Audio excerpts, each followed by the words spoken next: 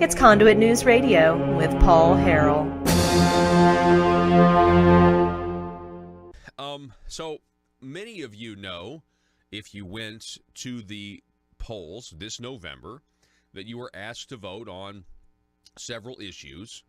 A lot of them got actually thrown off the ballot, like term limits, and issue one had to do with tort reform, or what I called bad tort reform.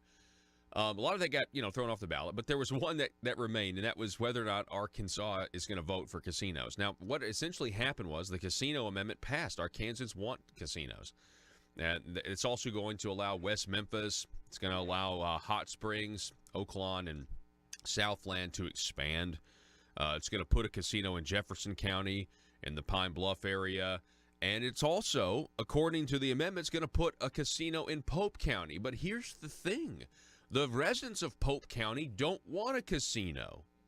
And so what we have here is a really, really terrible situation where people like myself who live in the northeast part of Arkansas were voting on what goes in the backyard of local communities, and these local communities appear to be against it, according to the vote. And so here to talk more with us about this, I want to introduce you to an attorney from Russellville. Her name is Anna Stiritz. Anna, good morning. Hi, good morning. What can you tell us about this situation? And I understand that when people went to the polls to vote for or against the casino amendment, the citizens of Pope County, they also voted on another ballot issue that gave them the authority to have a second vote as to whether or not they want the casino. Is that correct? That is exactly right. So when we learned that Issue 4 was placing Pope County in the crosshairs of the gambling industry, we got to work as quick as we could, and we gathered our own signatures for a ballot petition for a county ordinance. So we were very successful at that. We got way more signatures than we needed, and we got that ordinance on the ballot so that when voters went in November and voted for or against Issue 4, they also voted for or against our county ordinance. And what our ordinance did was it supplemented Issue 4 by saying if that should pass, and as your listeners probably know, Issue 4 requires that for a casino to get the go-ahead, they have to have a letter of support from the county judge or the quorum court, and this affects Pope County and Jefferson County. In order to go ahead, they have to have that letter of support. What our county ordinance said was that we will issue that letter of support, or we will authorize the county judge or quorum court to do so only after there's a general election where the voters can express to the county judge or quorum court, yes, issue it, or don't issue it. And so that ordinance passed with a huge margin. It got almost 70% of the votes. I think it was 69 point something. So essentially, the ordinance was designed to not put a decision in the hands of one man, the county judge, or one group of people, the quorum court, and said we want to make sure we have a separate vote on this and let the people decide, right? That's exactly right. So, historically, the issues like gambling have been, and alcohol, by the way, which is also covered with Issue 4, the casino that Issue 4 seeks to authorize in Polk County is 24/7 free alcohol in a dry county, which, whatever. Anyway, those decisions have typically been made on a local level. So all we're doing is trying to hang on to what's traditionally been a local control issue by, like you said, taking the power to make that decision away from one individual and putting it back in the people who live in the community. So is there pushback from the gambling industry here? Do they have a play? How does the ordinance fit in with the constitutional amendment? Is there any way? Is there going to be a lawsuit, or I guess are you? That's a really good question. The casino industry hasn't done anything yet to attack the ordinance, which is great. But for all I know, they're sitting on a fully drafted lawsuit that they intend to file at any moment. I don't know. If that happens, we will definitely go to bat with our maximum enthusiasm to defend our ordinance because it's drafted to be legal, so it doesn't override the amendment. Hang on 1 second. Anna, you broke up just a little bit. Can you hear me? Yeah, sorry about that. Okay, we lost you. We lost you when you said it doesn't override. Go ahead. it does not override the state amendment. So we drafted it to supplement. All it does is tell the county officials under what conditions they should be issuing that letter of support. It doesn't tell them they can't do it. Also, Issue 4 does not tell a county judge or quorum court that they have to issue a letter of support.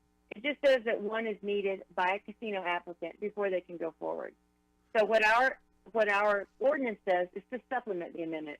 Now, what I hear from a lot of people who wish that we had a casino in Polk County was that, oh, state trumps local.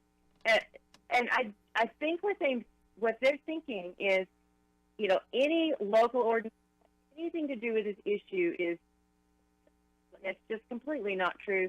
I think they're speaking either out of wishful thinking or just a real ignorance of how conflict of laws work. Now, Anna, we lost you. We just lost you again for a second, and we lost you in the most crucial part of that sentence. So tell me what the people who want a casino, tell me what their mindset is again. They think that a local law is just on its face trumped by a state law. So if they both address something, then the local law has to be shut down. And that's simply not the case. So, I mean, these are people who, you know, they're not obviously trained in conflict of laws analysis. And I think a lot of the times they're speaking out of wishful thinking. You know, they're hoping that our ordinance will magically will have a casino. You know, if this is challenged in court, a judge will say, is there any way to reconcile these two laws? And obviously, the county ordinance supplements it by telling the court or the county judge under what circumstances they can issue a letter of support. So tell me about the county judge in this case. Has he expressed? I'm assuming it's he. I don't know who is the county judge in Pope County. Jim Ed Gibson has been our county judge for about 20 years. He did not run for re-election. His term is up at the end of the year. We have a new judge in Ben Cross. We just had Jim Ed Gibson's last quorum court meeting on Tuesday evening. At the end of the meeting, he was asked by an audience member what his stance was on the casino. He refused to answer that question, stating that it's not an agenda item and he wasn't going to address it. She asked, well, when are you going to address it? And he didn't answer that either. But our Judge-elect Ben Cross jumped in and expressed that, as far as he was concerned, the voters of Polk County have expressed their opinions very strongly. Two separate election issues, ordinance and issue 4. They did not want a casino of issuing that letter of support. And obviously, if the casinos come to him, that special election that our ordinance requires, we'll have that. And, you know, if Polk County voters, majority of them want a casino, he'll issue that letter of support. But that seems given the number. Well, I know you are kind of still breaking up in and out, and but we definitely get the gist of what you're saying. We have the current county judge who doesn't want to give the answer, and we kind of probably know what that means. And we have the incoming county judge that says the people don't want this. So I think that's a positive sign. I also think that if I were the gambling industry, if I were the casino, and this ordinance is going to come up, I'm going to spend, as an investment, I'm going to try to spend some money to convince people that you need the casino. So I definitely think that that's going to happen. When will the vote be, Anna Stiritz, on the ordinance, or when will the ordinance vote be, I guess? Well, you know, the ordinance passed by 70%. So I'm not sure if you're asking when will there be a special election on a casino proposal? That's what I'm asking. When will the voters of Pope County go back to the polls to have the election that they voted to have? Yeah, who knows? There's been no casino proposal made for Pope County. So you're probably aware Jefferson County, the Quapaw tribe, was ready with their paperwork, you know, literally the day after the election. Nobody has openly come forward in Polk County saying, we are casino applicants for this license. I say openly. We just a normal citizen in Russellville did an FOI on Jim Ed Gibson and on Mayor Randy Horton, pulled up a bunch of paperwork with some Mississippi casinos who've been submitting financial statements, letters of recommendation, etc., to both the county judge and apparently to the mayor as well, although he did not actually divulge that. There were just some like collateral documents that made it clear that that had happened. There's been lots and lots of communication between the county judge's office and a potential casino applicant. Nothing has been publicly talked about at all, which is very disturbing. This is public business. Wow. Hey, kudos to the people who are using Arkansas's great Freedom of Information Act law. I'm proud of them. Yeah, they've really gotten out there and gotten it done. Well, we really appreciate you coming on, and I want to give you the last word and tell people, what they can do if they want to get involved, because I know that, you're on top of this. Folks, we're talking with Anna Stiritz. She's from the Sanford Law Firm. You can find out more, I'm sure, at sanfordlawfirm.com. Anna, I'll give you the last word.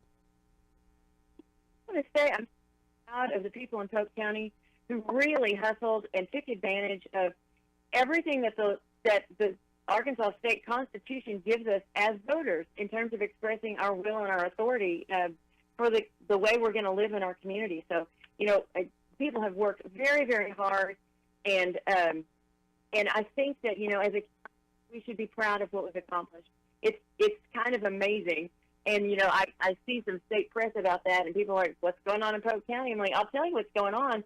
People don't want the state telling them what they have to have in their backyard, and that's where we stand. That's exactly right. We appreciate it, Anna. You have a great day and a great rest of the week. Thanks for the opportunity to share. All right. Take care. Yeah, and keep us updated. We'd love to have you back on as things develop.